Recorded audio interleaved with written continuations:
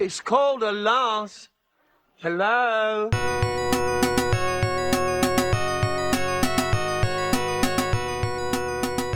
And I'm just saying, beavers destroy entire habitats. What do eagles do?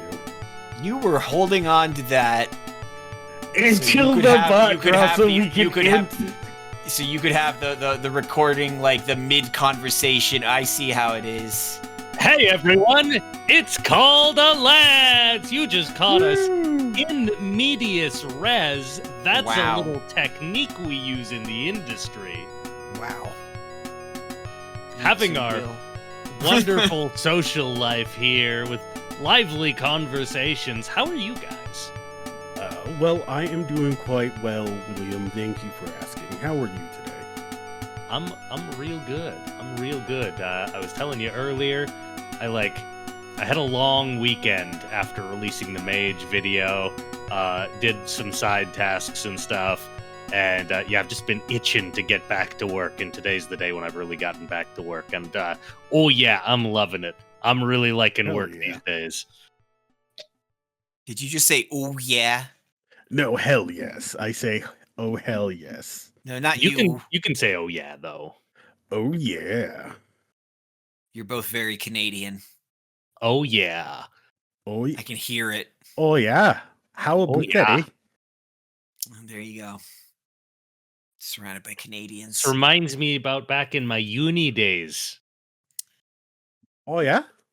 Oh no. Oh, do you want to go out for a rip there, bud? Grab us a couple of darts. How are you, American? I feel my freedom reserves dramatically declining after that brief and grotesque display of Canadian pride. Okay, you borrowed your freedom reserves from today by drinking borrowed 6.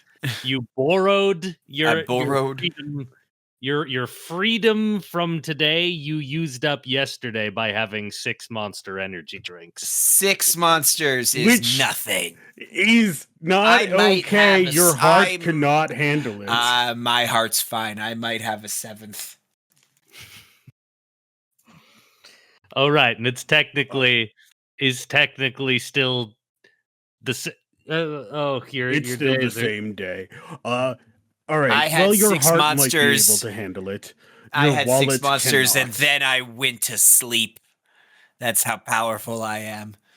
I don't think that's a good sign of power. I think that's just a sign of a deeply traumatic problem. Narcolepsy.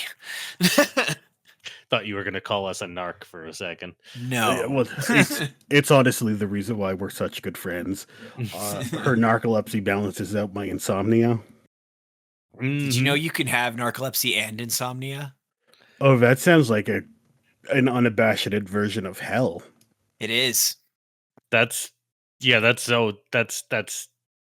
just be like that's every a crime. 10 minutes you're asleep, but then like when you actually need sleep, you can't get it. Exactly. Yep. That's pretty much it. Huh. You get small sleeps only. No big sleep. No big sleep for you. Yeah. Yeah. Because insomnia and narcolepsy are failures of completely different systems. This is the health condition that big sleep doesn't want you to have. Yeah, no, everything I know about big sleep is they just want you to buy a new mattress every once in a while. No, big sleep wants you to buy big sleep just wants you to buy a CPAP machine. They want everyone to have a CPAP machine. Yeah, I allegedly needs to go get me one of those. Everyone. So I don't randomly just die in my sleep. Yeah, fair. That'd be good. It apparently makes your sleep a lot better too. From what I've gathered, but yeah, no, it's just I looked at the price tag of those things. Yeah. Yeah, so I just take the gamble every night. just raw dog sleep. Yeah. Imagine that we're here to record a podcast about a book we read. Let me hit you guys with the summary and we'll get into it. What? You said the thing. I can't believe you. I did. The summary execution Oh, that we'll get into it. it. Yeah. Yeah, we're gonna read the summary and then we're gonna Philip DeFranco into this thing. All right, that's better. I'm Okay. prepared to get filled in. In the aftermath of all the tragedy in Book 2, one Tanis half-elven flees into the night after his dragon High Lord lover leaves to go get a pack of smokes, which was mostly just her going to burn down a village. He did sure take his time escaping, though, and it is soon revealed that Kitiara had planned for this possibility, having his walk of shame tailed by a draconian. Tanis manages to reunite with the team, but chooses to lie about where he was. The lie continues to spread when Tanis reaches McQuesta's pirates and tells them that they all have to flee despite the raging storm on the ocean. He peppers in a few good truths, though, to make it all believable, with him being entirely correct that Kitiara wants the helmsman for the green gemstone in his chest. Not long after, sailing into the storm, the Parashon, is that how we're pronouncing it? Parashon? Yes. That's more or less how I came to it. The Parashon is pursued by Kitiara with her dragons, and suspicion grows against Tanis for leading the High Lord to them. Barum, the green gemstone man, nearly has a panic attack, and he turns the ship towards the most dangerous part of the storm to evade the dragons. Just before the escape, Raistlin recognizes that the pursuing High Lord is Kitiara. Kitiara, of course, spots her brothers right back. She makes the difficult choice to attack the ship anyway, knowing full well that they will die. But her moment's hesitation was enough for the storm to separate the ship from her dragon's grasp. Tanis desperately tries to explain himself to his friends, that he's just a fool and a dumb lover, but he's not a traitor. He is in part forgiven, but it seems to be more out of pity than anything else. The ship plunges too deep into the storm and becomes caught in the maelstrom and pulled towards certain death. Raistlin is approached to see about using the dragon orb to save the day. And Raistlin concedes that it might be possible, but it would probably interfere with his attempt to save himself with the orb. They attempt to stop him from doing this, but they forget that while there is no eye in Heroes of the Lance, there are two eyes in Raistlin. He and Caramon explain that at the Tower of High Sorcery, Raistlin failed an ethical test and murdered an illusion of Caramon in exchange for power. Unable to subdue him without Caramon dying for real this time, Raistlin teleports away and leaves all of his friends to die. The gang begins to make their peace with death, revealing that Goldmoon was pregnant. Just before they reach the abyss at the center of the storm, Kitiara emerges to try once more to take Barum. Instead, Tanis shoves the green gemstone man into the water as the ship plunges into darkness. Ta-da! We're done. Flash. Damn, that was a good intro. Everybody got wet. I did. even chuckled a couple of times off camera at that intro. Yeah. Hell yeah! The two eyes in Raistlin was pretty good. Fantastic. Yeah. That one was for the target audience. They know who they are. You're one of them. Yes. Yeah. Yeah. All right. Well, it's been so long that I kind of forget the format. I think we just go in by chapter now. We do. More or less, yeah. We do. Our boy Tanis, chapter 1 there. I know it describes him in this scene as wearing armor as he's running off into the night, but mentally, when I'm playing this scene in my mind, he is just wearing a blanket. His butt is completely bare, running into the night, just kind of shimmying a little, not shimmying, scurrying. That's the word. He's holding his armor in his hands. Yeah, no, I have seen the walk of shame. Is it really a walk of shame after 3 days? He's pretty ashamed. He just should have been ashamed early. Yeah. It took a while for the shame to start kicking in. Mm-hmm. 3 days 3 nights rather. So 3 nights and 4 days of Kitiara's. I think this might actually just be a show of Kitiara's skill over anything that it took him 3 days to gather up enough shame to leave. It's true. Like, take that however you will, but It's true. But yeah, so one of the other things that is worth noting is giant blizzard has hit the city, right? A giant storm. Sorry, not a blizzard. Yes. Giant storm. Giant storm. I'm just reading it as a blizzard because they're still in the throes of winter. Sleet was mentioned, I believe, so I think you're right. Yes. I heard lizard. I heard giant lizard. I was like, giant lizard. I mean, the giant lizard does follow him. Yeah, true. Why don't we have the lizard button soundboard sound effect? Yeah, lizard. Because lizard. I'm not allowed to have soundboards because I press the buttons too much. Lizard. Lizard. Yeah, so lizard. Tanis flees from the inn after having a polite conversation with the innkeeper and be like, don't worry about it. I'm just going out. I'll be back in a while. Then the conveniently drunk Draconian who was spying on him followed after him. And I assume that this dude took some ranks in stealth because he is a lizard walking around. Yep. Yeah. Well, and even if Tanis had spotted him, like, what could he have even done, really? Well, the options for Tanis, if he did spot the person tracking him, the easiest answer is violence. I mean, yeah. If a dude who's following you is dead, there might not be a dude following the dude following you. I was forgetting Tanis is like a ranger guy for a second. I was like, well, because a scout, most people aren't going to catch a scout. A ranger could catch a scout. Yeah, he has class levels at this point. Oh, more than class level at this point. I'm pretty sure at this point he's in double digits. Oh yeah. Is he? I think so. I don't know how AD&D works. I don't know if he's gathered enough levels yet. He's done enough he has a magic sword. I assume that gets him enough levels eventually. I feel like he's probably like level 6.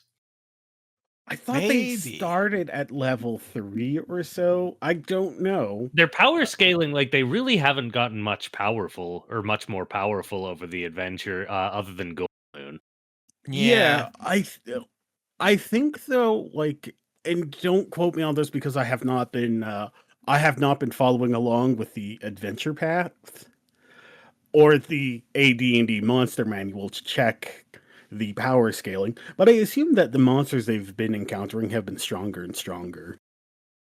And they did retrieve at least one relic, and they don't normally hand relics out to like your level 3, level 6 dudes. So Tanis is according to Dragonlance Classics Volume 3, which I believe is the collection of adventure modules that coincide with this book, although it is by this point the stories have long since diverged. Tanis is a 8th level half-elf fighter. Damn, well, look at him go. Am wrong. Yes. And I will admit that. So yes, he's not even a ranger. He's a fighter. He should have been a ranger. Okay, never mind. He couldn't have caught the Draconian then. Yeah, he is just a simple fighter, so who cares? Yes. What a nerd. He cannot cast magic like a ranger could. True. Oh, that's fair. Yeah. But anyways, yeah, so he slinks through the city streets in the middle of a storm to be like, we gotta get the fuck out. Mm-hmm. He arrives back to his friends. I don't think anything super important happens between then and then. He arrives back to his friends. They're very happy to see him. They thought he was dead, and he immediately lies about where he was. And I feel like he could have really softened the blow if he said, "A High Lord found me. Oh my God, how'd you survive? Well, you see, it was Kitiara." I feel like that's the moment when you confess up, and everyone be like, "Oh, I understand." Yeah. Yeah. It's well, would they though? They might be even. I think that like a lot of the party doesn't have this particular party doesn't have the context. Yeah, but Like Gold Moon and Riverwind might not, they'd be like, what? Who? Yeah. But and then Raistlin and Caramon might actually be, if he had just walked in and been like, it's Kitiara and I've been with her for 3 days, like they might be they might be preemptively more pissed off. Maybe. Yeah, for not Because- coming back to tell them that, oh About yeah, their your sister, sister like- is here. Your sister's here Yeah. and she's a Dragon High Lord. I feel like that's easy to just add in the detail. This was the first chance I got to get away. Yeah, but then you know Raistlin would have been like, was it Tanis, or did you spend Was the it? last 3 days in her bed? I'm sorry, Yeah. 3 nights. Ah. Can Well, I mean- both things not be true? They would have had this. I feel they would have had the argument either way. Yeah. And Did more or less just immediately call him out for lying, which is Yeah, what my boy Raistlin does.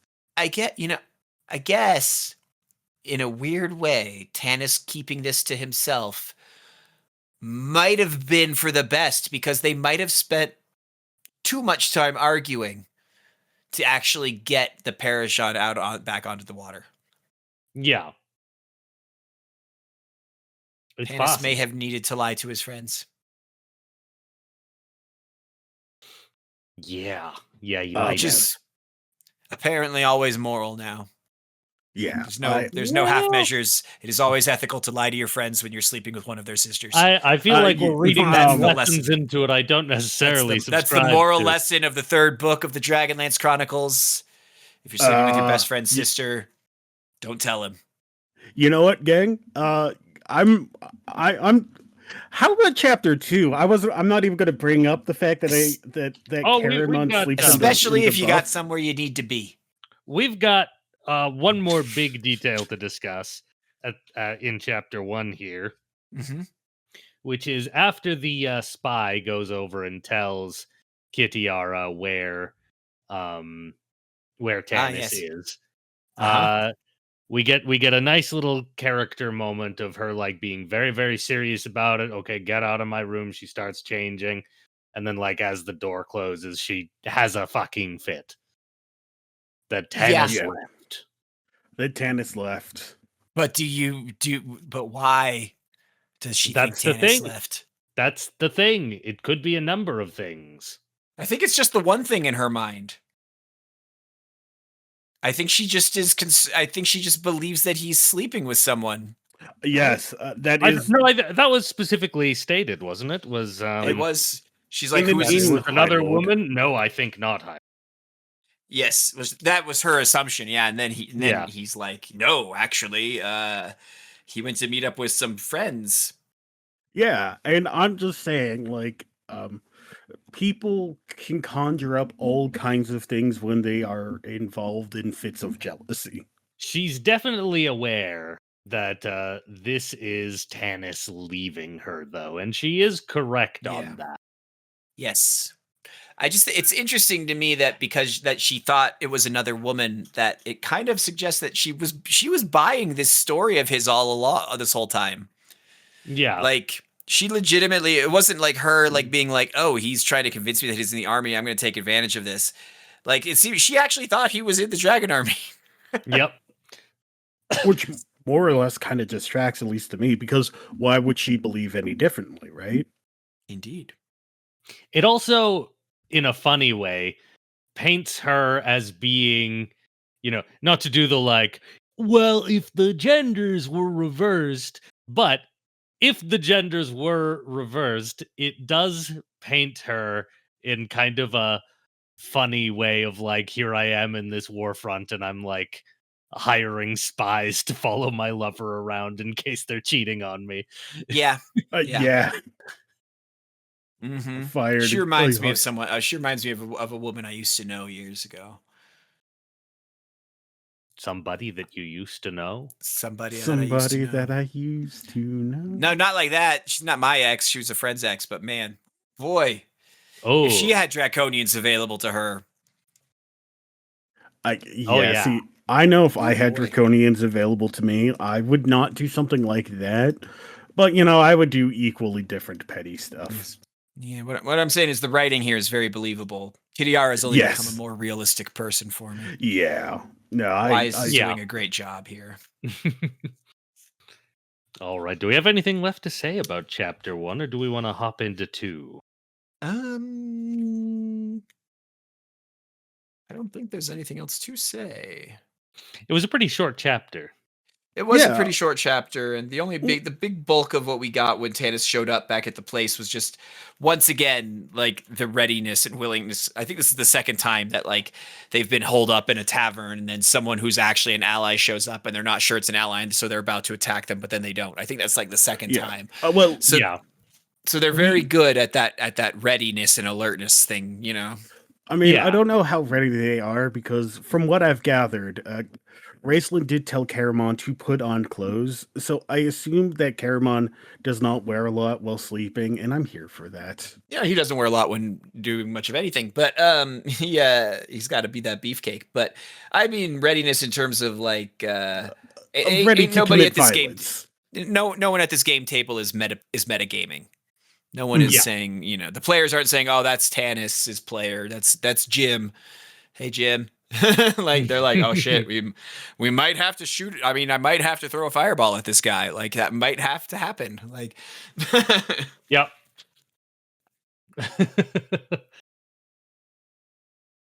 So Really? chapter 2, they just start packing up and they go to the ship, and we Yes, return pursuit. to our good friend the pirate McQuesta, who, from what I'm remembering, and obviously it was a while ago since we read the second book, I don't believe she was introduced to us as a pirate before, was she? Just as a sailor. And now we're getting it from her POV, and it's like, yeah, I'm definitely a pirate. Yeah. Yes. I mean, I vaguely remember you could read into her being a pirate, but that could also just be me adding in my own words. It is very fun in that way. This pirate who had them as just passengers briefly because she was between runs, Yeah. Yeah, Indeed. she was bored. She needed something to do. Well, she's specifically is taking passengers because it says in the chapters because the dragon armies are becoming so ascendant at this point, even on the sea, that it's becoming more and more difficult for a pirate to make a living. What will Caesar's Legion fanboys say about the dragon armies when they find out that the patrol roads are clear? Oh my god, yeah. No one's molesting the merchants. Yeah, they're just That means they're the good guys, right? Yes, well, capital Yeah. can flow unimpeded, of course. Okay. Anyways, how about literally anything else? We're rage baiting Austin here. Oh, I know. I'm really trying not to take the bait. Almost makes you wish for a nuclear winter, eh? Yeah, almost. Oh, he's gone. He left the call. He's We win. gone.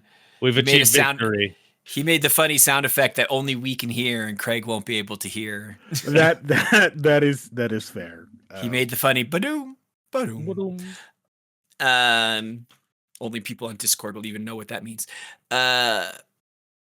But yeah, this chapter is a good chapter. I mean, it brings. Yeah, I love any excuse to indulge in McQuesta. I just like pirates. My big butch baddie. She's so tough. Yar hard. And she says, "We're not sailing today. Absolutely not, for no reason." But like mentally in her head, she's like, "I could be talked out of this." Yeah. we're primed for a negotiation, and then that is not what we get. Correct. We get a warning. Yeah, Tanis shows up and says, "Hey, there's a High Lord who I don't know at all, who's who wants your helmsman, and will probably kill you all." Yep. Yeah. And then McQuesta's kind of stressed about it. Yeah, because, well, she likes her helmsman. It's a good helmsman. Mm-hmm. Yep. And Tanis fills in some, like, he's not lying about a lot of this, but there's certain things he's filling in some probablys with certainties. Yeah. Like, it's if you throw the green gemstone man back to the shore, they will still kill you anyway. And that's kind of only a distant maybe, to be honest. Yeah. That's true. But it's also the exact words that I would use, because I need to get out of here, and Absolute's deal goes so much further than, maybes. Mm-hmm. Yeah, Tanis is a filthy little liar this reading through this book. Yes. Is he? Well, so far. He's lied So to far. everybody. Has he? Yes. Is he lying to McQuesta, though? Well, I will say, based off of what I know about Kitiara in future books, I think if she saw someone, like, I think based on what I know about her in future, that if someone was like, "Our bad, we didn't know you wanted this guy, here he is, we're just gonna run away, go ahead, take him," I think Kitiara would have leniency on. Maybe. So I know that, like, so here, like, when Tanis is having this conversation with McQuesta, one of the things he says is, like, even if they don't, like, because he's basically saying, like, they may already know he's here, like, it's not certain. He's like, they will find out that he's here eventually, right? And he's like, even if they don't and they catch him, it won't make any difference. Once they find out he was here on this vessel, and they will find out, believe me, there are ways of making even a mute talk. They'll arrest you and everyone on the ship. Arrest you or get rid of you. It's what they've done in the past. I know. The High Lord told me. Whole village is destroyed, people tortured, murdered. Anyone this man comes in contact with is doomed. And then McQuesta's like, as she's like sort of assessing him, she's like, she knew the half-elf wasn't lying, at least not much. She suspected there were things he wasn't telling, but this story had the ring of truth. I think that Tanis is being honest. I think that he is conveying information about Kitiara that he has received over the last few days. That she is a force for evil in the world, and that she will just kill everyone for the hell of it because they were involved somehow. I don't think there's any talking their way out of it in this case. I think he's leaving out the details of how he knows this information, but I think that the overall thrust, I think he's being honest about who Kitiara is and what's going to happen if she finds out about Barum. Yeah. She gonna be pissed. She is gonna be pissed. Yeah, she's not gonna be a happy camper. Certainly McQuesta is at greater odds than normal in this situation, because Kitiara just got dumped and is not happy. That too. Yeah. So I don't think that Tanis is lying to everybody. He's leaving out important information, but he's sharing other bits of he's sharing the relevant information, I guess, yeah, I mean, maybe he's not lying, he's just, as I said, as my first rendition of my point was, he's taking some probable statements and turning them into certainties. 50-50 if she kills McQuesta and her crew for this, and Tanis saying it as a certainty. Yes, she will. I mean, I think she would. I think it is. You think she would? I think she absolutely would. I think Kitiara absolutely would. I mean, she did just get dumped and she needs to vent her frustrations. I get it. Yeah. She's like, she's What's You a gotta little mass murder between friends? Yeah, no, I mean, consider she's a warlord, just like Yeah. Verminard was a warlord, right?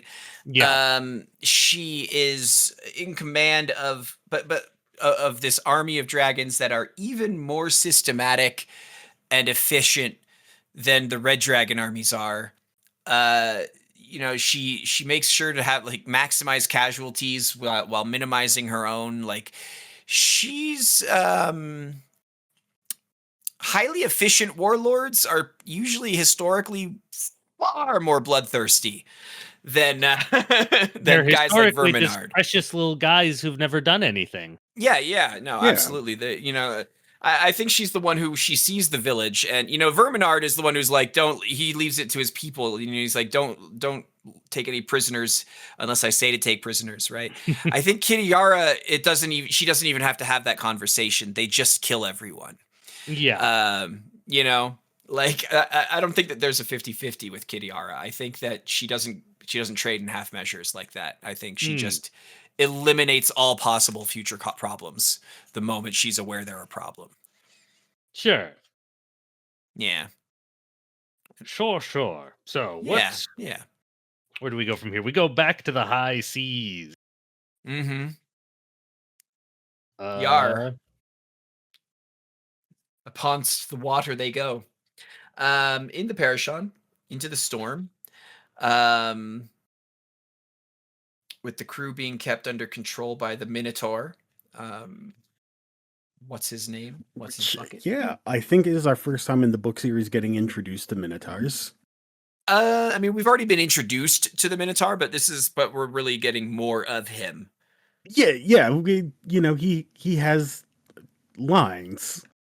Yes. He's present. And a whip.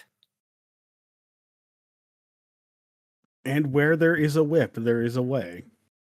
Where there's a whip. Horaf is his name. yes. Yes. But other than that, we are told that they're going to have to cross the Blood Sea to get where they're going. And I believe we are the book given some also details about that. explains what the Sea. hell the Blood Sea is. Yes, yeah. Which was super fascinating. I we really actually like see that. the water as the water gets calm, because we actually make it to the Blood Sea of Istar, right? Yeah. And they explain that the water is just constantly being churned with like iron-rich sediment that causes it to appear blood red. Which is super cool. It's real cool. This is maybe not interesting, but it's funny to me though, is that McQuesta, like, she's like, oh yeah, the water's constantly being churned up, and so there's all of this sediment that makes it look red. Some people say some people say there's a maelstrom in the center of the Blood Sea. I don't know if that's true. I'm like, you just said something is constantly churning the water. Like, Yep. Yeah, go again, but that's what a rumor is. God. Pretty sure there's definitely I'm just saying, if this was a video game, that would highlight the center of a Blood Sea of Ishtar for you to go adventure towards. Mm-hmm. And that's what character chapter stuff 2. happens on this here boat? I think they're kind of just chatting, aren't they? And then the dragons appear. They chat. They talk about some oceanic science, and that's about it. Yeah, that's what we do on a boat, right? Well, we all know that, and Caroline becomes an expert on all things nautical because he talked to a guy who works in a bar about the ocean, and that guy confirmed that he was an expert. I love when books do this, like, oh, those monsters that are attacking us from outer space. Yeah, I went to university with a guy who saw another guy in a bar who knew something about alien physiology. So here's actually the secrets of how the bad guys are defeated. I know this because of that relationship. It was more, from what I gathered, from what it sounded like to me, is he more or less became a podcast expert. He listened to exactly one episode of a podcast that talked about the ocean, and he declared, I am the grandest expert in all things nautical ever. Mm-hmm. And I love that for him. Yeah, he got away from Flint for a while, and he was able to get into those podcasts that Flint never let him get into. Yeah, yeah. I And feel that like is- Flint would be a would be a. I think I know what podcast Flint would be on. I don't want to say it out loud. Can you message us in the chat? If my sleepy 'Cause- brain could remember the name of the man who makes it happen. Okay, what's every hero of the Lance's preferred podcast format? Okay, go. Flint is Joe Rogan. Yeah, Flint yeah. is unfortunately a Joe Yeah. Rogan guy. Yeah. But Flint got into Joe Rogan because he liked him as a fighter back when he did that, and like Right. hasn't thought about it much since then.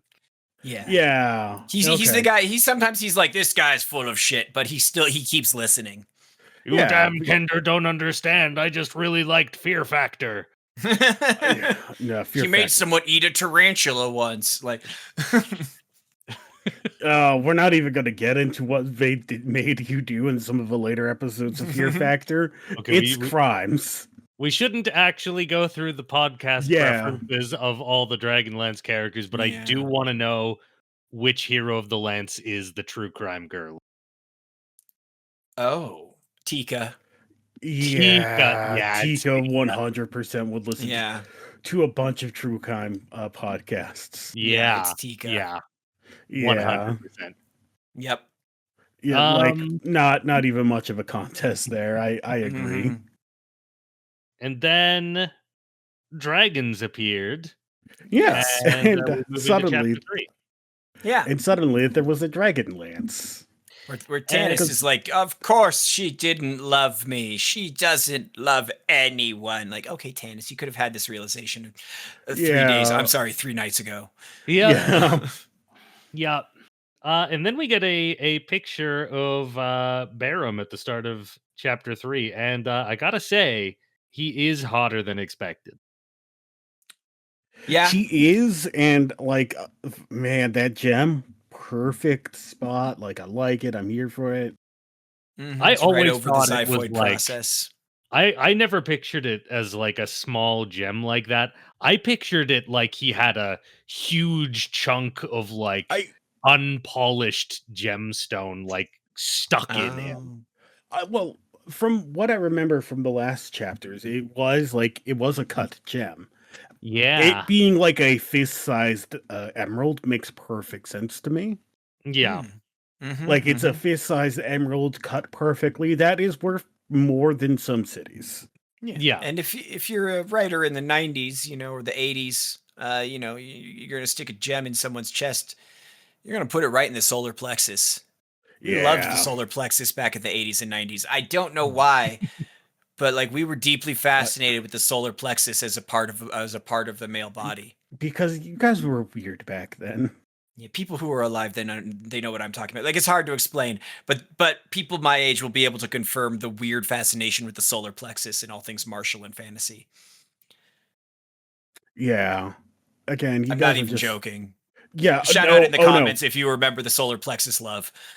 Yeah, no, I know you're not joking. You guys are just plexus weird head little freaks back then. Yeah. Again, you know what? For once, nothing wrong with being a weird little freak like that. Like, more power to you. I think it was the Bowflex that did it. Because they always had these simulations, these 3D, these CGI of the body, the silhouette, working out whatever those muscles are as they move their arms behind them, and then they would have like the red heat map pulsate. Like I think it was Bowflex. You know what? I'm okay with blaming things on the Bowflex. Yeah. So they are pursued by dragons. They are. And everyone kind of immediately, looks to Tanis. Why are there dragons chasing us, Tanis? He's like, shit, I don't know. Were you followed, Tanis? Did you check that you weren't followed, Tanis? Well, they think he betrayed them. Yep. They don't even think that this is were you followed. They immediately jump to Tanis betrayed them. Yeah. Which, I mean, kind of, yeah, I get it. His friends take it on faith when Tanis says, no, I was followed, which he was. But the captain, little less keen on that answer. Yes. Because she already knew he was leaving some information out. Oh, yeah. Oh, yeah, there. Not that it makes much sense. A point that I can't remember. Does Tanis make this point that if he had wanted, if he had planned to betray them all like this, he would have just done it at the harbor? Yeah, he does Yeah. say he would have just sent a bunch of Draconians. Yeah. Yeah, like we wouldn't have even been having this conversation right now. I would have had you all captured, which makes perfect sense. Yeah. Yes. Unless you were trying to lure them into a false sense of security and earn their trust to play out a longer game plan. Where he inevitably drowns. Where he inevitably drowns because, well, you know, dragons shoot lightning and that doesn't care. Yeah. At least I think blue dragons in AD&D, they shoot lightning, right? Yes. Okay. But they breathe lightning. You know what I meant. They're not like pew pew. They shoot blue raspberry flavor. Yes. Oh, sweet. So that's my favorite dragon then. I get you. Yeah. And one of these riders, oh no, has a rider. There's a rider Yes. on one of these dragons. Mm-hmm. Yeah, it's a Dragon High Lord, which again immediately elicits all kinds of suspicion because of fucking course it would. Yeah. I've always gotten the feeling that like the blue dragons with Kitiara especially are like the least reliant on dragon riders. It's kind of just a formality to have riders. The blue dragons are like, listen, you guys are extra. You don't really do much. We've got Kitiara, but she's basically just a dragon. So that's all we need. Yeah. I think you're close. I think that the because there's going to be a lingering question people are going to have by the end of this book, and it's not a spoiler. It's just people are going to be wondering, where's the Green Dragon Army? Yeah. Because Okay, we've yeah, seen the but Red hear me Dragon out. Army, we've seen the Blue Dragon Army, we've seen the White Dragon Army, as small as it was. It was like one dragon. And we've, you know, like it's actually the Green Dragons. But yes, the Blues are highly independent. Yeah. From what I remember from my 3.5 time with dragons is the red dragon's super arrogant and kind of need adult supervision. Sort of. Where blue dragons can, you know, do things. You can you can barter with blue dragons. Yeah. Well, it's more that the Blue Dragons are dragon riding in the world of Dragonlance makes both the rider and the dragon better. Like that's the bond between them. Like that's the actual outcome, is that they've become more powerful together, because it's essentially giving the dragon a second pair of eyes, right? And the red dragons are actually really good with their riders. Like they get they're peak dragon riding army. But blue dragons are highly social, right? Like the red dragons just kind of chill. The blue dragons are like this. They're the evil equivalent of silver dragons. They're highly social. They spend a lot of time interacting with people the way people would, right? And as we saw, the blue dragons are spending all of their downtime in like hot springs, hanging out and yapping. And Sky, Kitiara's dragon, was bummed out that he couldn't be hanging out with his dragon bros in the hot spring, right? That's the issue with the blue dragons, is that like you have a lot more personality conflicts, just because there's more social time. But all the other dragons, the green dragons, the black dragons, and the white dragons, have a hard time with riders.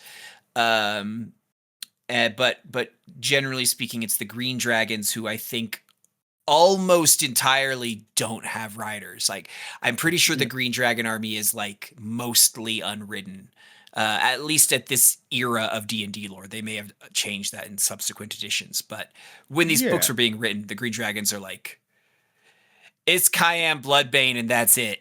So Like- where are the green dragons? Because now it's got some It's else. Cyan Bloodbane, and that's it. That's what I'm saying. It's Cyan Bloodbane, and that's it.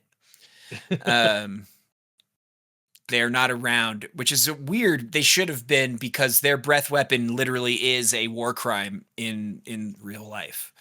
So Yeah, they drop chlorine gas. yes, bright green chlorine gas. Yeah. Which, yeah. as Canadians, is something I hold near and dear to my heart.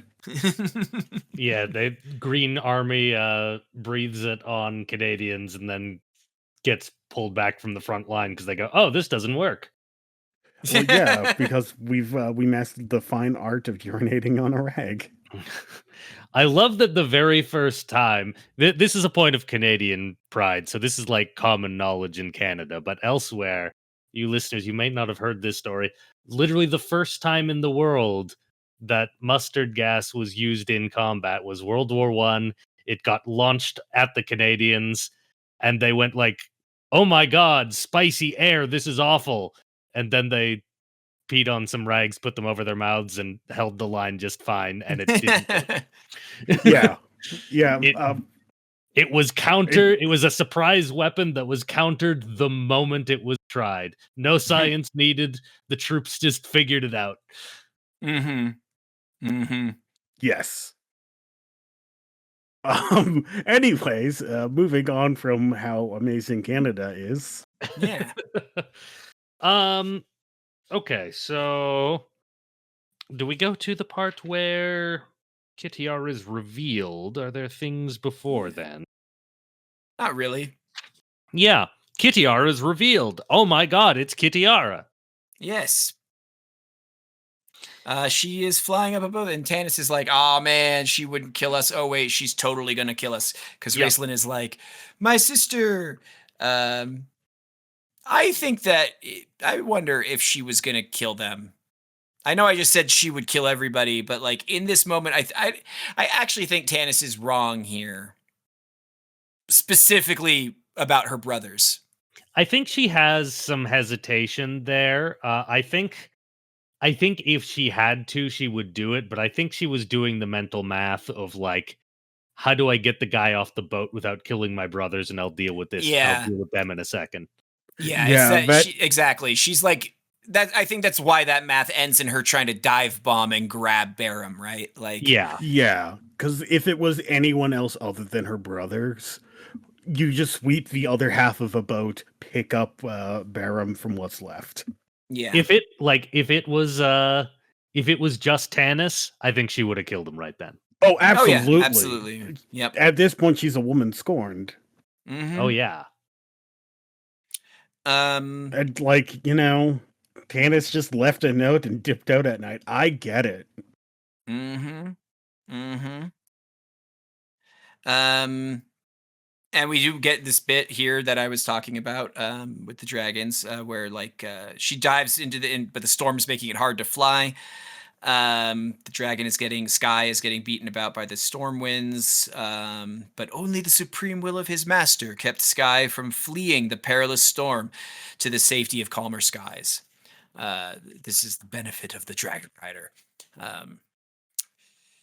It's that aid another action to give a +2 to a will save. I'm here for it. Don't bring your 5th edition crockery anyway. That's 3rd edition crockery. Thank you very much. Don't bring your 3rd edition crockery into this. We don't bring 5th edition into this house. We have rules. Yeah. The ship starts getting knocked around by the storm. People go overboard. It's horrible and terrifying. Then Kitiara disappears. And we get a very unironic use of the word lubbers. Yep. Get below, you lubbers. Not a word that gets used seriously often. Yeah, yeah. Here it she means tracks. it. Yeah, she's called get them down lubbers. below. You don't know what you're doing. Yeah. Damn. Like, it's the first time I've encountered a D&D character, because every time I have played on D&D where we're on a boat, it's congratulations, you're now active members of a crew, which makes zero sense because I wouldn't trust some random asshole from the street to, command my boat. Mhm. Yeah. I do. There is one other thing I want to point out here, actually, in this exchange, that because the reason Kitiara disappears is because Barum is an asshole. Yeah. You don't say. He steers the boat right Oh directly yeah, and he into the knocks a storm. bunch of people off. Oh yeah, Yeah. He's not careful. He is. Uh, Tanis has like some flashbacks about Barum earlier, right? Like in earlier chapters or something of like Barum's sort of nonchalance back at Pax Tharkus when all of the boulders fell on him and the guy, how he was just kind of like resigned, like, oh, this is gonna go bad, but okay, like not trying to stop the guy or anything. This is more of that. Like Barum's been undying for so long, it Yeah. seems. He does not think twice about just like, oh, well, a little death will solve this problem. Yeah. Yeah. When you're functionally immortal, you don't super duper care about a lot of things because you'll be fine, and you kind of just put it into, it's either everyone else will make it out or nobody will. It sounds like an ish them, not an ish me. Yeah, Yeah. exactly. So that sucks. Barum's kind Yeah, Yeah, he I'm- still sucks. well, Yeah. I hear that, and I agree, but like he sucks in a way that I understand. Mm-hmm. Yeah. Like I get why he did it. Immortality functionally changes a person and how they view other humans. It sure does. Remember, kids, don't become immortal. Yeah, I mean, I think there is probably, to be a little bit fair to Barum, I think there's probably a degree to which he just does the mental math himself, where he's like, there's really no way out of this situation for anyone. Like either the dragon Yeah. kills us or the storm kills us. So Take the I'm gonna- gamble and maybe you can survive the storm. yeah, Mhm. yeah. But 'Cause, like- but damn. I don't know. If you just listen to the rumors about the Dragon High Lord, you know that your chance of negotiating and surviving with them not particularly great unless they're in a really good mood. But Mother Nature, she can occasionally be chill. Yeah. Mhm. Not like often, but Mhm. It happens at times. every once, sometimes even twice. And then everyone confronts Tanis after the word lubber gets used to throw them down deck, and there Into- was some Yep. some hate in that word lubber. Some Yes. real, but everyone confronts Tanis, and now I kind of want to talk about it. I kind of want to talk about Yeah. how we're feeling about Tanis's actions. Mm-hmm. Let's linger uponst it. Yeah. Yeah. How bad are Tanis's sins here, do you guys feel? Pretty bad. I agree. They're pretty bad. Yeah, they're not. Yeah. He's not like great. I definitely appreciate how instead of like getting forgiveness, they're just kind of like, you fucking moron, I get it. Yeah. It's on the one hand, him encountering Kitiara put him in a difficult. It did put him in a difficult position. Yeah, it wasn't a real what we would But- call win state. But then again, had the blue dragon high lord been a random woman, right? Yeah. Not Kitiara, not a woman he had a previous relationship with, I think he would have found a way to slip away, right? Oh, a lot so yeah. much sooner. sooner, Yep. like even the same day, right? Yeah, He would have been like, oh, 'cause- well, I've got to go and patrol, I'll go and take care of this and I'll report back, or something, right? Yeah. And then he would have been gone. Yeah, Instead, he made the choice to to stay and be her lover boy for 3 For- nights. yeah, because I don't know, Ver might have been that little part in him that is like, Well, maybe I can change her. Maybe I Well, I can mean, fix her, judging guys. from the Yeah. way the women in his life react to him, I don't think it's a little part. Okay, yeah, Yeah. it's the entirety of his thing, but like Yeah, it And is. like, I don't know, like the thing that's hard to forgive Tanis for with all of this is like, oh, and he talks very childish about this, like, oh, I was in love, like, Yeah. you know,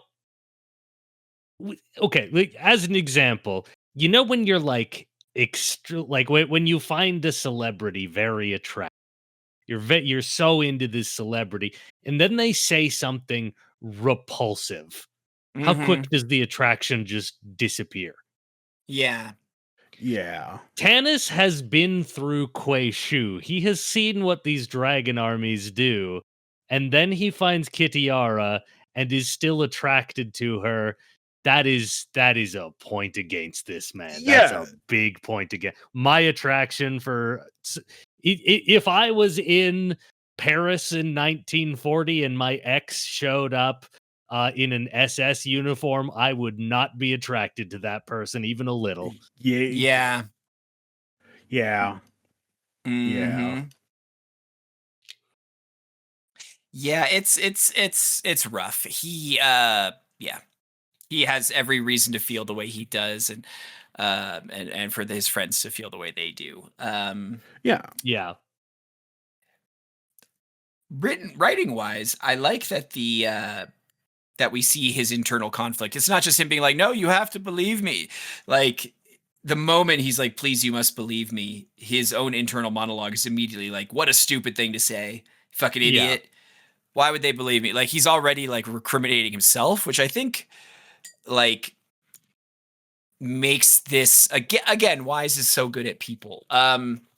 Makes it a very real moment because like a lot of the time when people lie or when they try to defend past lies, it's almost it's often an act done out of fear, right?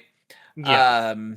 And we see that like he's like, oh god, like we know now he's panicking, like that's why he's like, please no, you have to, instead of just owning up to it and being like, yeah, I was a fucking idiot, like he's just like, no, you've got to let me justify it because he's scared, not just of the situation but of losing the esteem of his friends.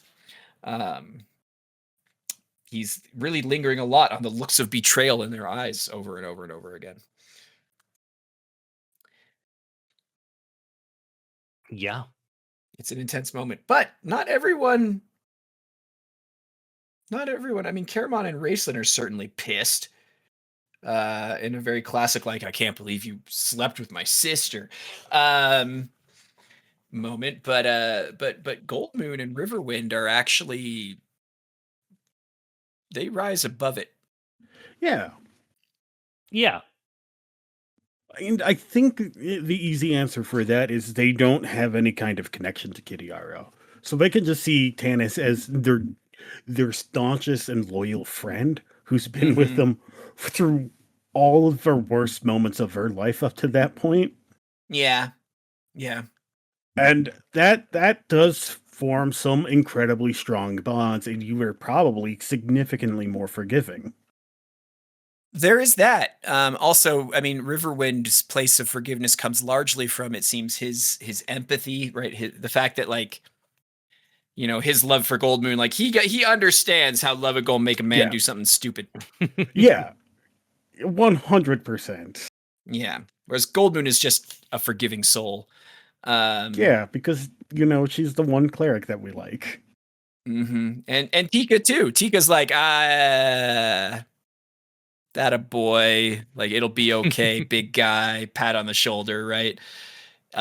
This really is with Caramon and Tanis and Raistlin and Tanis. I actually think, honestly, Caramon, even Caramon by the end of this whole argument is kind of,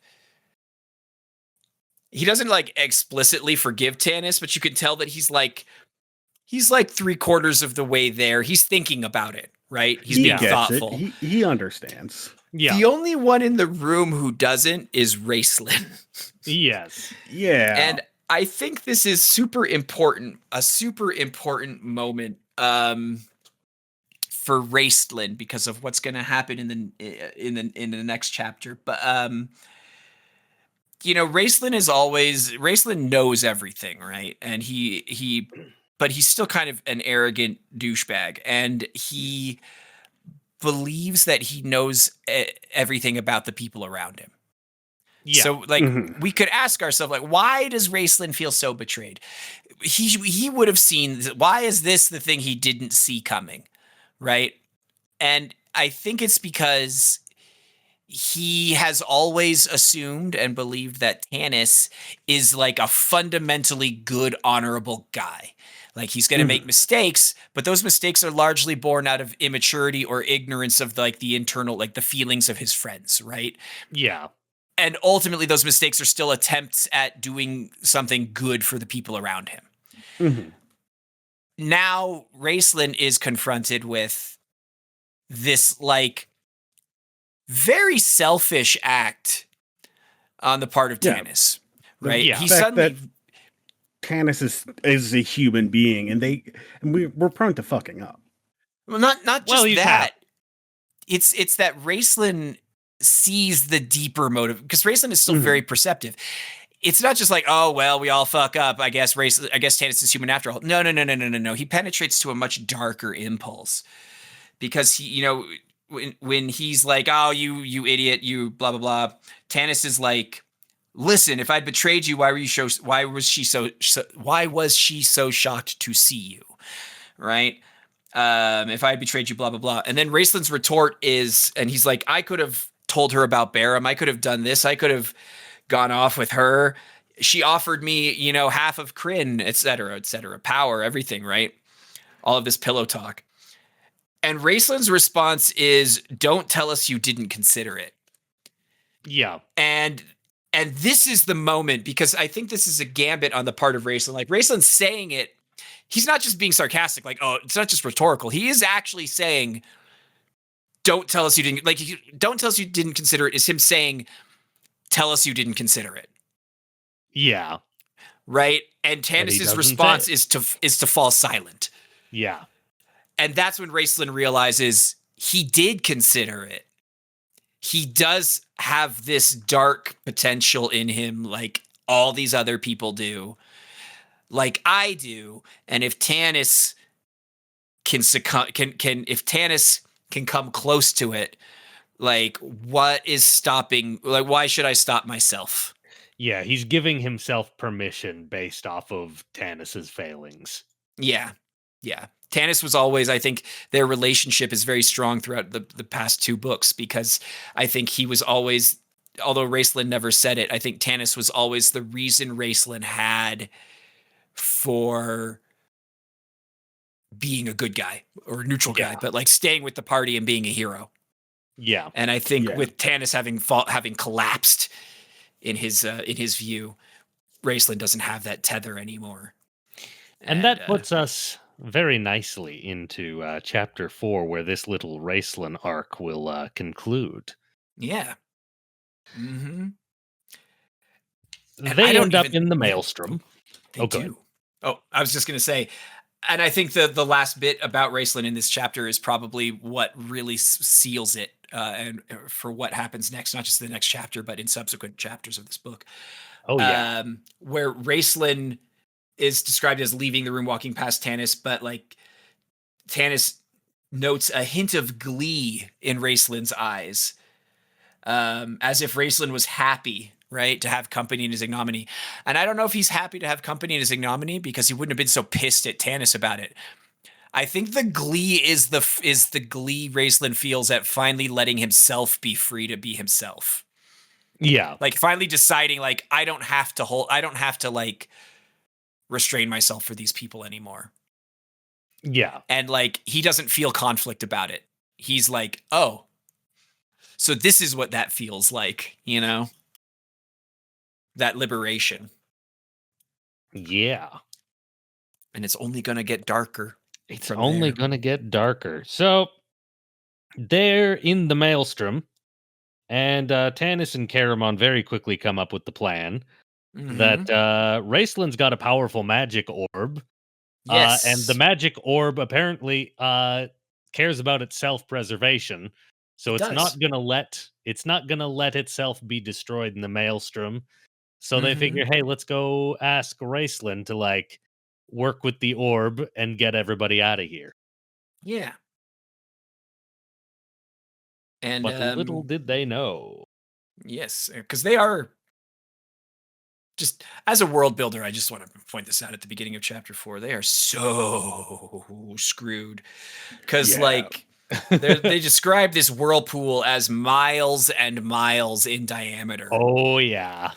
That is Yeah. that is like the storm on Jupiter, but in the water, right? Like that's Yep. that's a lot of force Yep. churning that water.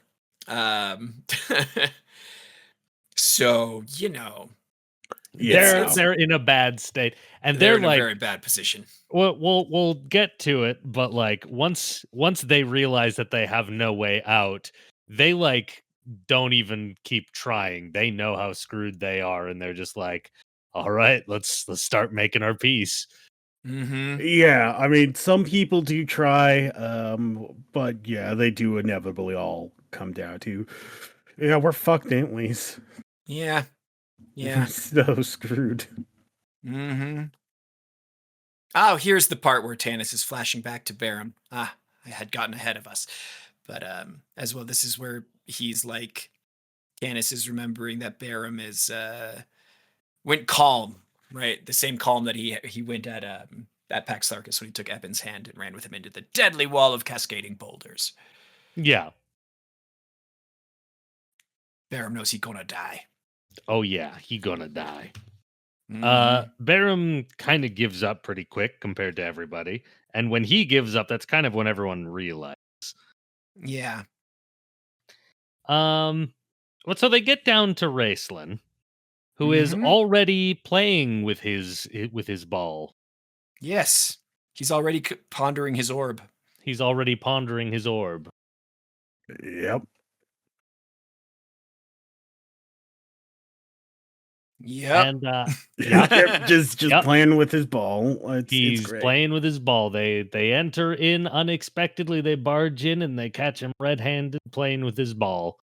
And they Mhm. say, "Hey, take that there ball and get us all out of here."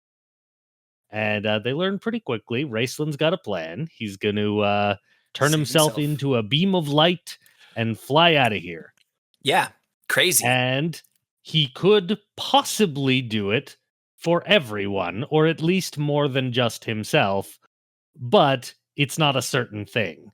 It's probably even pretty likely, by the way he's talking, that he could pull it off, but it's certainly not as certain as just him teleporting out. Yeah. Mhm. And he has just learned that being selfish is good. So he says, "No, I'm leaving you all here to die." Yes, exactly. While laughing an unpleasant laugh that Tanis had only heard twice before. So, like, third time's the charm, I guess. Yep. Yep. Yeah. And then he does it. Tanis He tries does to it. stop him, but Raistlin's just like, nope. And we do find out in this confrontation, because they go like, Raistlin, you can't cast another spell right now because you need to cast a spell for your teleport thing. And Raistlin goes, haha, knife. Yeah. Yeah, he's prepared to stab a bitch. And Mhm. they go, well, you won't stab Karamon. And says, that's where you're wrong. I'll And stab they any explain their motherfucker. backstory Yeah, we of finally get it. everything that happened in the tower. Mm-hmm. Which is, you guys want to take this one? You're the Raistlin stan, Austin. Okay, so my boy Raistlin.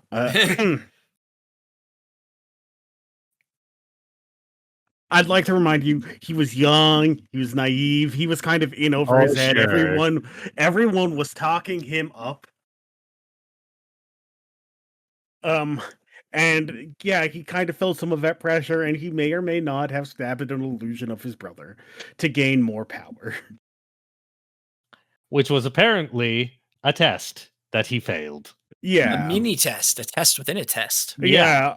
Again, I think it was a little much to throw an already stressed out kid another test inside of a test. But hey, that's just me. Well, it was important for Caramon too, although Caramon has been, we learn, in complete denial about all of this up until now. Yeah, it's Yeah, true. I understand, but Caramon wasn't becoming a wizard. He already graduated fighter school. He's not in wizard classes. But also remember, I like that you're assuming, you're kind of framing this as like, oh, the tower pushed Raistlin into the. No, they didn't. Raistlin pushed the tower into giving him the test. The test was designed so that Raistlin wouldn't do it.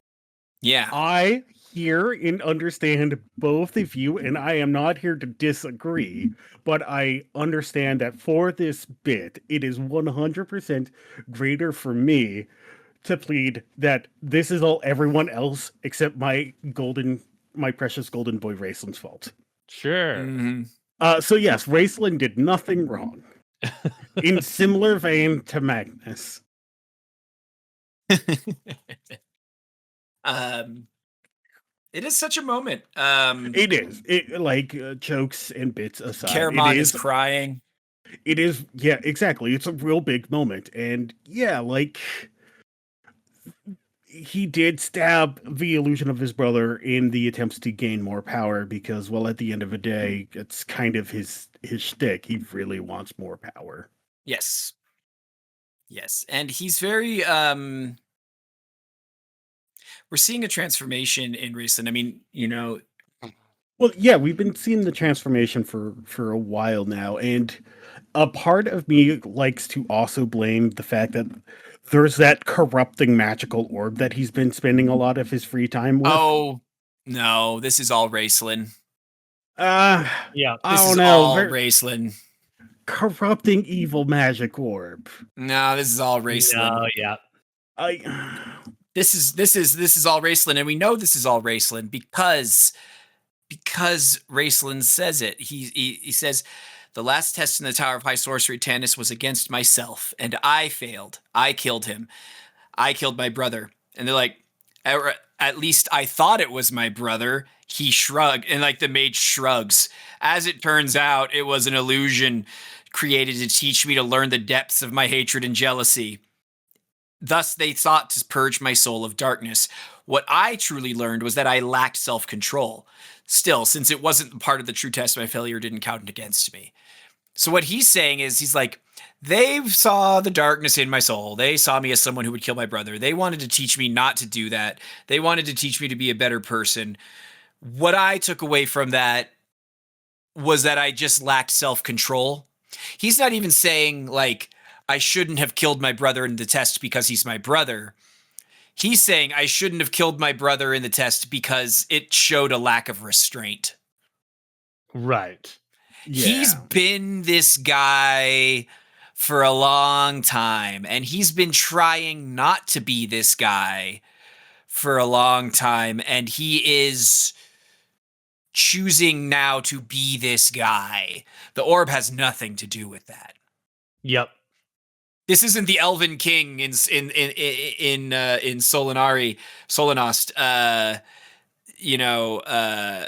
being warped and twisted beyond his normally good self into a madman. This is Raistlin just being like, yeah, I'm over it. It's not worth the effort. So much so that while Caramon is screaming and crying wretchedly, Raistlin is shrugging. He's just like, eh. Yep. It's like the cold version of Anakin Skywalker, right? Yeah. It's the opposite. It's it's Anakin choosing to be Darth Vader, not because he's blaming some external factor. If Anakin had decided to become Darth Vader because he just was you know what? Actually, this is just who I am. I'm gonna say it. Say it. Sturm was right.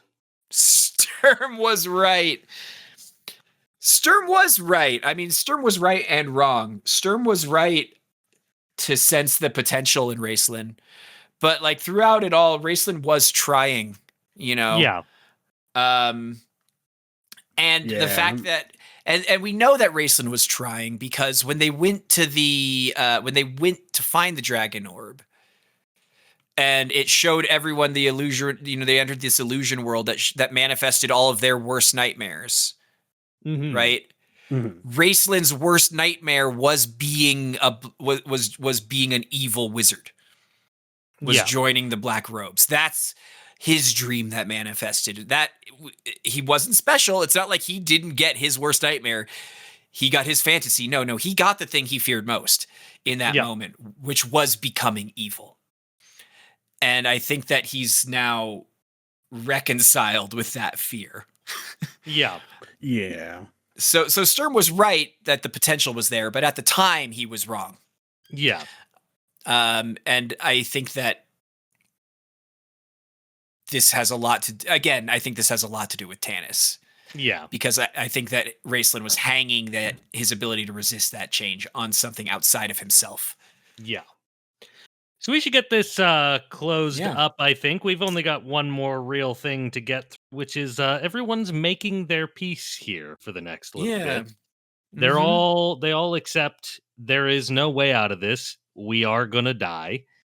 And we get some nice moments. I quite like Riverwind's little mini speech. Yes. About how, like, hey, yeah, we had a job in this fight and we did it, but it was never meant to be us who finished the job. It ends here for us, and we have to not feel bad about that. Yeah, there will be other heroes to take up the sword. Other babies to take up the baby sword. Yeah. Oh yeah.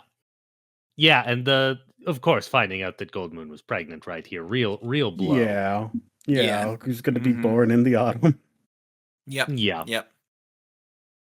I like what Riverwind does say here to Tanis, though, when he's trying to comfort Tanis about how he's like, you haven't been destroyed, Tanis. You didn't fall victim to your passion, as did the mage. If you had, you would have stayed with Kitiara. Just reinforcing what I've been saying. Yeah. Just reinforcing. But this is an interesting chapter because, again, though, it comes back to that their whole talk keeps coming back to that dream. Like, we get Tika talking about her worst fear, right? Is no longer that she's already come to grips with her fear of dying. That Riverwind even mentions, like, as we foresaw in the dream, the mage is gone, leaving his brother to die. Tanis is like, as we saw in the dream, I failed you. And he's like, nah, brah. Like, I think that we are meant to look back on all of their nightmares and sort of see how this is the moment where they're reconciled with them all. This is their hero's journey, where they descend into the underworld and conquer their inner psychosis to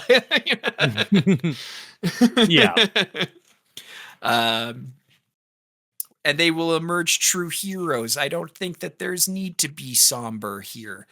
I mean, there is for them. Yeah. For us, the reader, this is the moment narratively where they are all of them being transformed. Yeah. And I wonder if we will see a similar moment of transformation for the other half of the party. I wonder. Will they go through a similar crucible? Nah. I think we're more or less done with the other half of the party. Yep. I think all the character development has probably been finished now. Yeah, that does not track. Like, let's be real here. So with this being the end of this particular half of the Dragonlance team, and they're definitely dead, I guess that's the episode.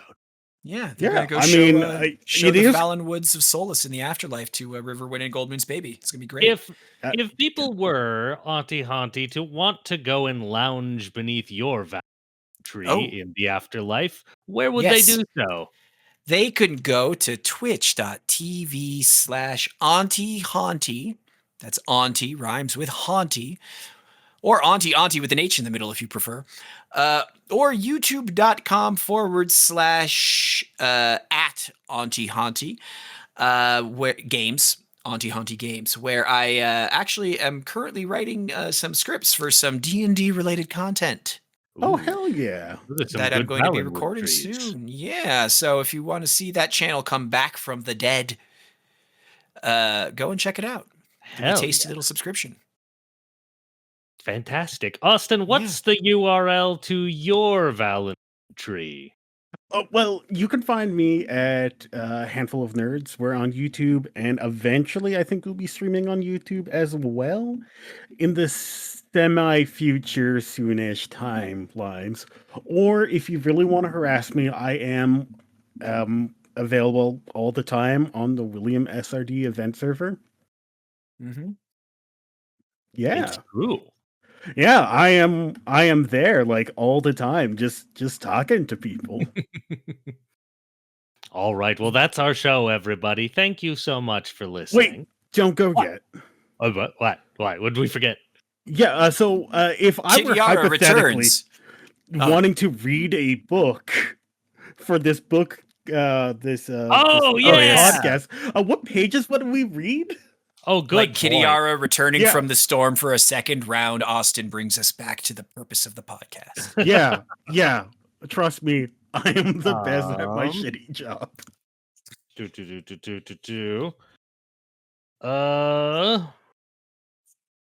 40 pages would get us to chapter 9, but is that an actual turning point in the plot? I don't know. Let's see, chapter 7 looks pretty promising. That's a Lorana chapter. We've got we got a Raistlin chapter, okay. some other Hang on, chapter, a let's, Lorana chapter. I've got it. Let's finish all the way up till book 2. It's not that big a page count. It is great. so Yeah, it's around 60 pages, which is Yeah. about our norm. okay, so up to book 2. We're already Yeah. finishing book 1 Oh yeah, in with some the lovely second dolphin one. art. That's some great dolphin. You are Yeah. all welcome, fans of the pod, for making sure that that is a dolphin.